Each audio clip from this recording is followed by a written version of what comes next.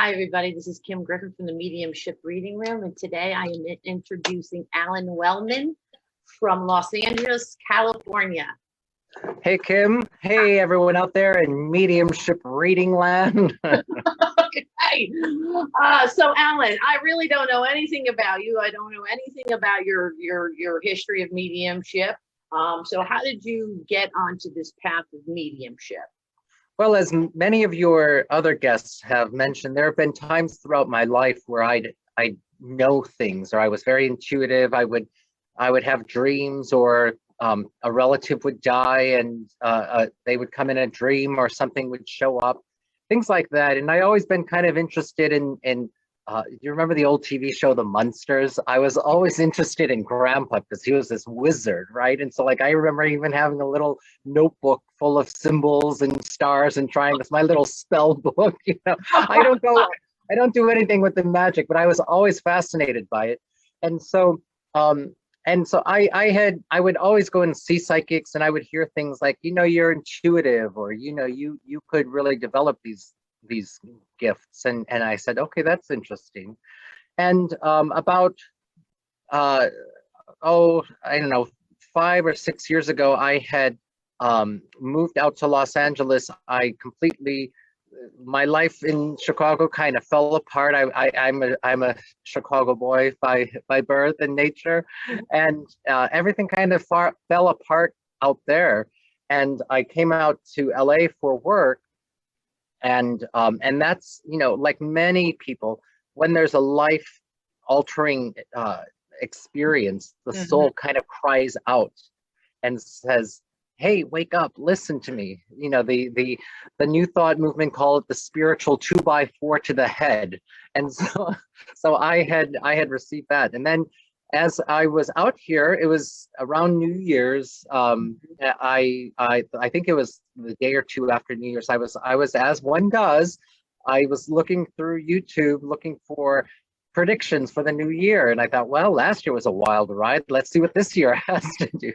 So I listened to a few card readers and astrologers for my sun sign, and I heard one that I really liked. So I ordered a private reading from her, and she said, you could probably do this work. You've got this intuition in you. And so I thought, well, let's see if we can take this a little farther. So then I did a Google search for psychic classes, Los Angeles. I knew there was a place in Chicago that offered intuitive development, and I thought, well, they had it there. I'm sure they have it here in LA. So I looked it up, and there was a class just 2 days later, except it wasn't a beginning psychic class. It was actually beginning mediumship class. And I was like, well, that's not the same, but let me look into it. So I go to register, and it was literally 2 days later. But then when I registered and found out where it was at, it was, I kid you not, around the corner from my apartment. Oh, wow. Yeah. And so I said, all right, Spirit, I hear you. So then I sign up, and I walk into the room, the classroom, and I said, hey, I'm Alan. And the instructor goes, you're a medium, right? And you need to be doing this work. I said, no, tell me more. And so that started about a 9-month mentorship with her. And then from there, I studied with a couple of other people, which kind of led me down the path to working and meeting James Van Praagh. I did a 2-year mentorship with him. And then that led me to the Arthur Findlay College, where I've worked with some of the tutors there, Lynn Probert, and I did a 2-year mentorship with her, and Paul Jacobs, and Andy Being. So I've worked with a couple of those folks, and then some people here in Los Angeles, but lately, and with the primary influence has been working with Charlie Kelly for the past 2.5 years. Okay. Okay, I was going to ask you. So you had a variety of different teachers. You had a lot of people from the West Coast, the Los Angeles area, California area, and then over to England. So what do you think the difference is between their tutelage between the two countries? Well, fortunately, the people that I've worked with in the States have really kind of focused on the I would call it the high caliber evidential mediumship that's in the UK. In America, I have gone to development circles in California, and I've gone to some spiritualist churches in California and in Chicago and other areas in the country. And I feel like it's within the context of spiritualism, the readings are different. Here in the States, when you go to a spiritualist church, it typically is, it's more psychic readings from the platform, whereas the mediumship in the UK is much more evidential. I've got your father here. I know that he was 69, he had a massive stroke, so on and so forth. Right. Well, I'm from the Spiritualist Church in New Jersey. Jan Havoc is, I was under her tutelage for a few years. So she adopted the UK method, which is yeah. I'm actually involved in the ministry program with that. Yeah, I was in that, and then but that's a long story. I got out of it. I'm like, but to each his own, That's so right. they wanted me to. I'm 10 hours away or 9 hours away. They wanted me to be there in person to do the whole crowning of I call it the crowning of the reverends, and I'm like, I can't be there because blah blah blah blah blah, and they're like, well, you have to. And then then I had to drop out of it, but there was a variety of different reasons, nothing to do personality wise, just my own scheduling and stuff like that. And then what happened was we had COVID, so they had to do it on Zoom anyhow. Yeah. Oh, there you go. The Lord works in mysterious ways, right? It does. So, Alan, so I'm going to ask you some questions. I have some questions written down. So I'm going to ask you some questions pertaining to mediumship today. Do you think that every medium is the right medium do you think a medium is the right medium for every client? No, I think that that's probably one of the most underlooked circumstances. Now it has to do with the consciousness, the ability, the mindset of the medium, but that kind of leg between client and medium is so important, that if the medium and the client, there isn't kind of a vibe jive there. If it doesn't quite jive, it's going to be a little bit challenging. But the medium has to train themselves to just go at it no matter what. But I think that that's few and far between in today's modern mediumship. I think that I just had a discussion about this yesterday, that there will be times where the medium just isn't able to connect with their sitter, their client. And it could be a number of reasons. It could be maybe there are nerves on the medium's part and they can't connect. Maybe there is a testing quality of the client. Perhaps there's even the opportunity where a sitter or client is just very, very kind of pan-faced, and so the medium doesn't know how to feel into that or read into it. So not every reading is going to be 100%. I know that, and I feel like that is partly due to the client, but the bulk of the responsibility is on the medium. Right. And so not every medium is going to be for every client, and not every client is going to be for every medium. Yeah. So, this is very true. I agree with you wholeheartedly. So how are you different from other mediums?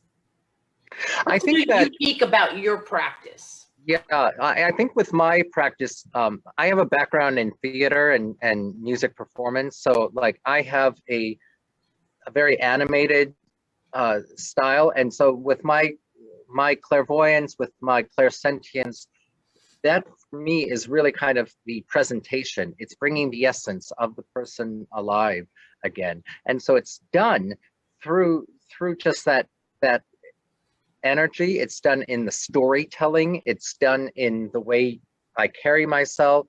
And I feel like this is especially useful as a demonstrating medium. When you demonstrate, you have to have command of an audience, even if it's online. You have to be of interest. You have to be something that's about you that's engaging, and it could just be the way you look into the camera. It could just be the way that you present your words. It could be the speed of your delivery. I mean, a lot of these public speaking orator skills are that they're, in my opinion, they're kind of lacking in a lot of the demonstrations I've seen online. And so I feel like with my demonstrating, because of my background in the theatrical and musical arts, I feel like that's an advantage, because it isn't just kind of dry statement delivery, but rather it is a performance of personality, of essence, of the love of the individual that you're bringing forward. Well, this is a good segue, because I was actually going to ask you about platform. Yep. So, and do you believe that every medium is meant to do platform? Apparently, well, I'll let you answer that. I think you did answer that. And what qualifies that, but you did answer that. But if you want to elaborate more, and if somebody, I will say, or I will ask, if somebody wants to do platform, yet they're, you know, very shy, very kind of robotic, what are some of the suggestions that you would give that person if they want to do Great platform? question. So I think when you are a platform medium, you have to be fairly quick on your feet.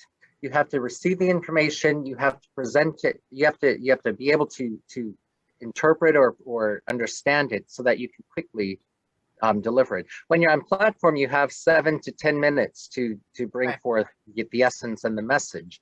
So you have to be able to do that. So most students that I work with in mediumship are in the, I'm feeling out the 7-minute, 10-minute part 1-to-1, but they are having the drip of information come in, or they're not quite focused in on what the essence is or what the overall depiction of that person is from spirit.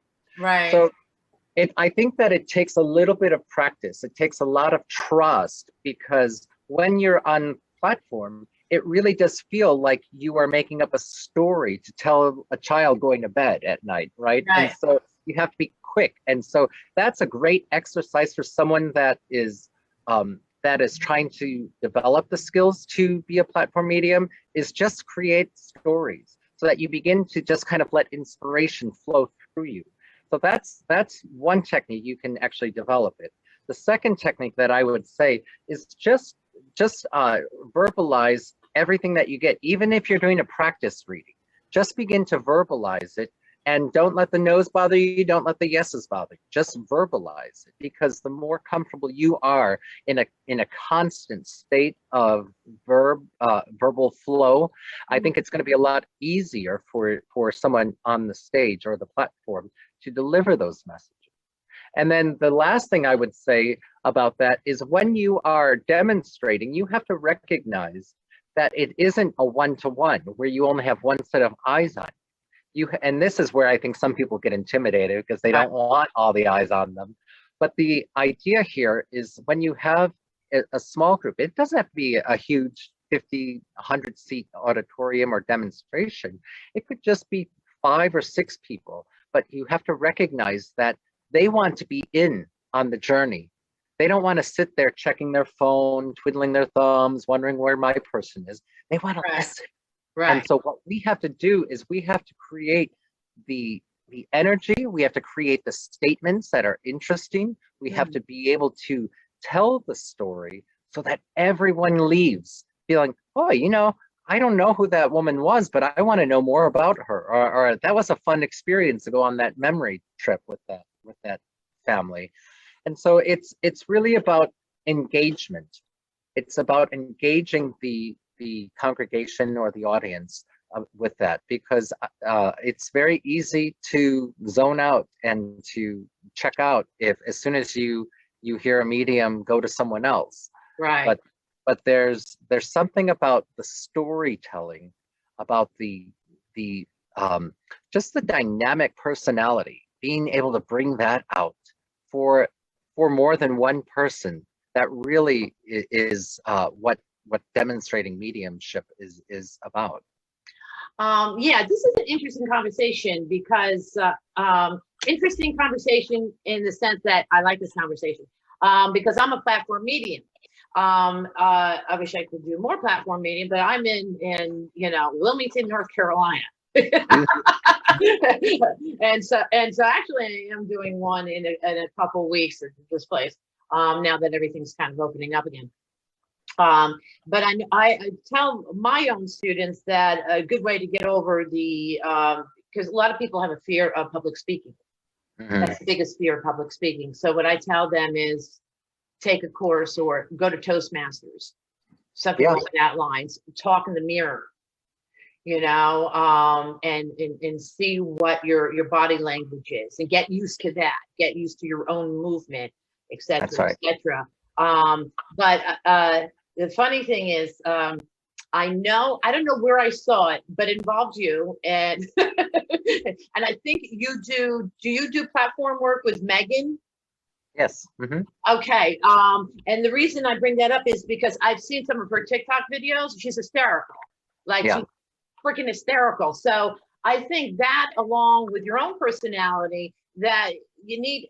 Not that you need to have a personality like that, but you need to have that kind of presence about you, because that is the type of thing that people get like, ooh, so it is good to kind of get out of yourself. And when I started doing platform, and this is your interview, and I don't want to make it about me, but I'm just kind of interceding here. I remember years and years ago watching an Oprah show, and John Travolta was on it. And John Travolta said one of his mother's advice was, John, when you take the stage, take the stage. Yeah, that's right. And I was like, but at that time I don't even know what I was doing, but it certainly was a mediumship. And so with that being said, when I started doing platform, that would play in my head. If we're going to take the stage, take the stage. And and Janet used to say, just have fun with it. Just have fun with it. So that sounds exactly like what I like to do. With my group, whenever I'm demonstrating, I always it's like showtime. I'll say to them just before we walk on the platform. But the other thing is an old adage that from my theater days, I just remember, is that if you love the audience will love you back. And so that really is going about exuding a personality that says, hey, I'm glad you're here. This is something really special and I can't wait to share it with you.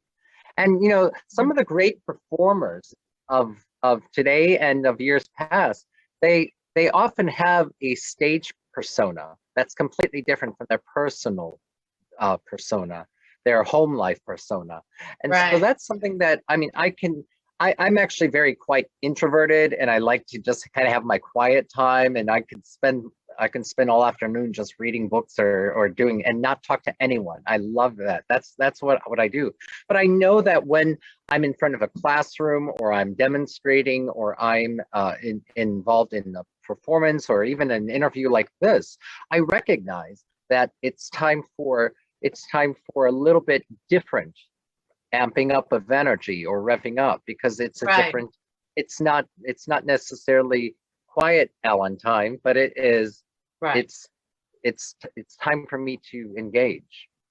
Yeah, it's funny because when we were talking about it, it got brought up a couple weeks ago with me in a conversation that mediumship has turned into a performance rather than its true nature of what it should be. But saying that, when you are on platform, there is a little bit of that performing gene that has to kind of come out, because you do have to kind of, bring the audience members, like you said, you have to engage them. More that they are engaged, the more that they will open their heart, open their mind to what's going on, and the more spirit you'll get through. So well, you wouldn't say a pastor or a priest is performing, but if you go and they're just completely disengaging or dry as a bone, it's not going to be of interest.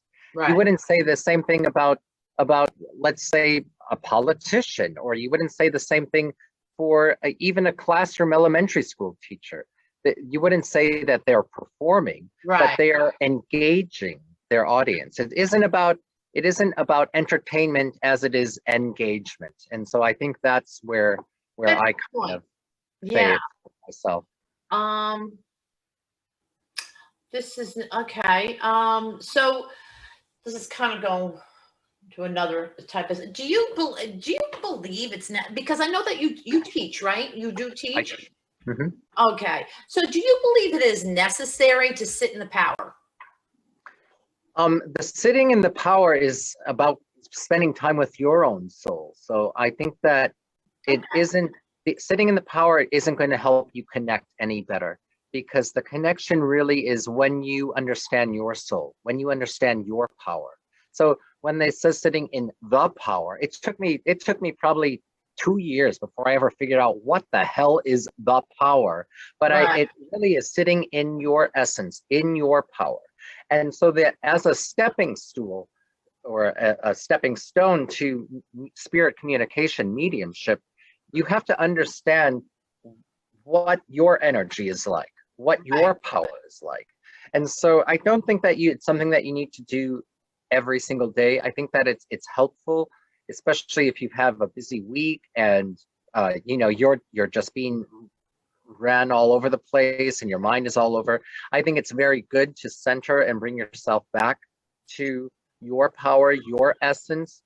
And then when you attune to the spirit world for the purpose of mediumship, then sitting in the power, attuning to spirit world, and then launching into your reading is important.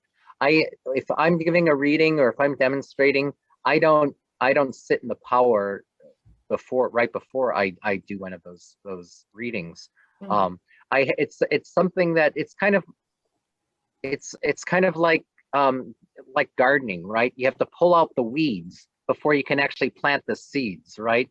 And so sitting in the power is kind of pulling out the weeds, so that when you want to move to the spirit communication, you have kind of a clean slate, a clean patch of dirt that you can plant in there.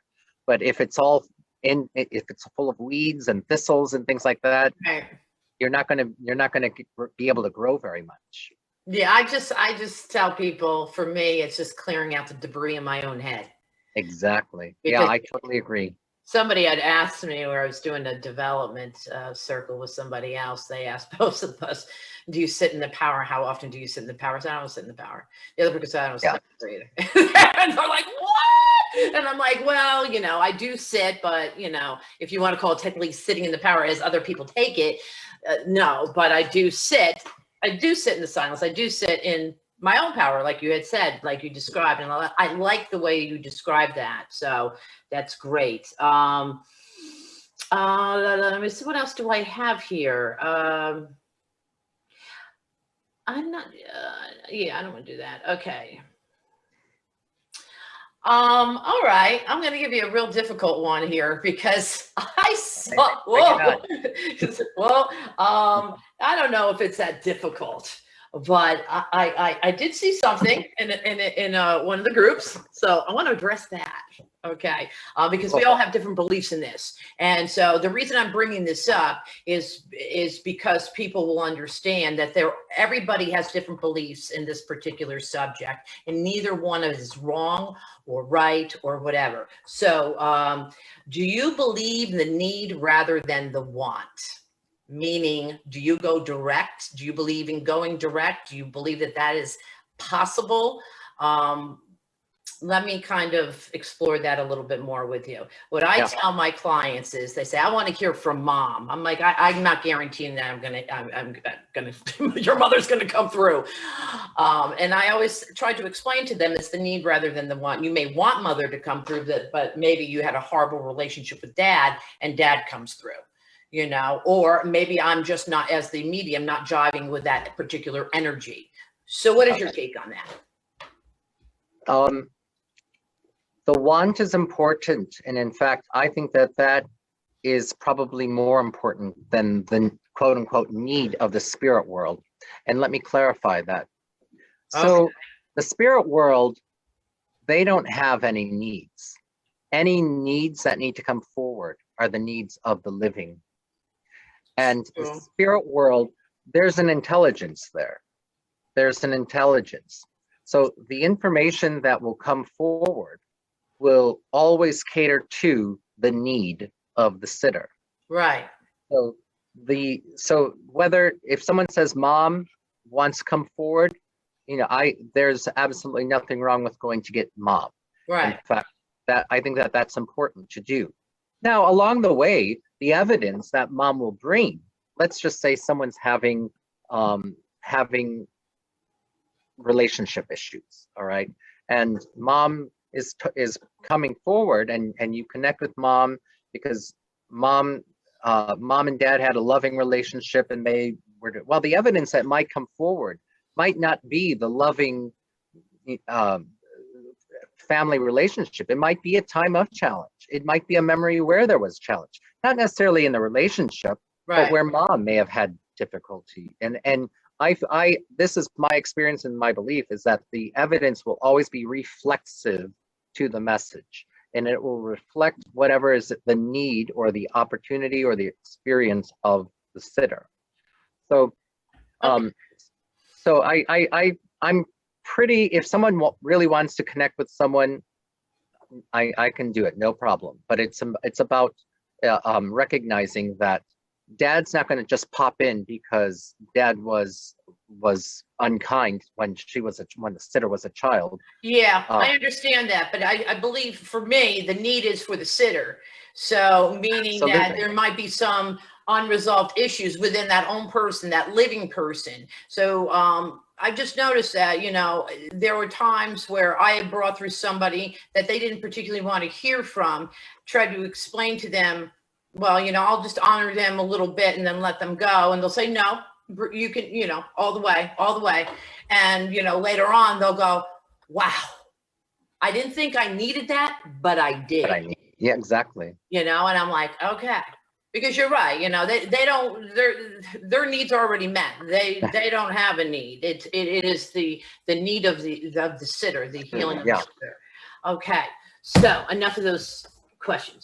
So anyhow, I had a bunch written down, so that's why I was kind of going choo choo choo. So anyhow, so explain to everybody, exactly what do you do, what services that you provide. How people can find you, and et cetera, et cetera. Right, et cetera, et cetera. So you can connect with me on Facebook and just look up Alan Wellman Medium. I also have my website, same, alanwellmanmedium.com. Email alanwellmanmedium@gmail.com. I try to keep things very very easy. I also have a weekly circle that I teach, and so that's available on Facebook. It's a Facebook group called Mediumship Development and Spiritual Unfoldment. And Kim, I think you'll put the links in. Right, I'll put the links in for you. Make sure you get all of that. I will. I do one-on-one mentoring with individuals. I also teach various classes. So like I'm finishing up an introduction to trance workshop right now. It's a 6-week workshop. And then I'll run it again. I have a trance circle that is a continuance of that. So if you finish the class or you have some previous experience, we have a weekly circle where you can sit with each other to develop for entrancement. I also will be taking on a few private students to do some platform work with me. I do a lot of platform. I demonstrate at least once a month, and so I do that quite a bit. And I'm also an ordained metaphysical and spiritualist minister. So I've got lots cooking, lots going on. Yeah, you've got a lot going on there. Now, when you do your demonstrations, do you do them online, like on Zoom, or you do them in person, or both? Both. Right now, because of the COVID restrictions, we're still online. This weekend, I'll be doing 2 demonstrations. I'll be doing one on Friday, the 4th of June, and then one on Saturday, the 5th of June, which is also going to be both of those are online. Okay, so make sure you give me that link as well. Absolutely. Now, so, okay, alrighty then.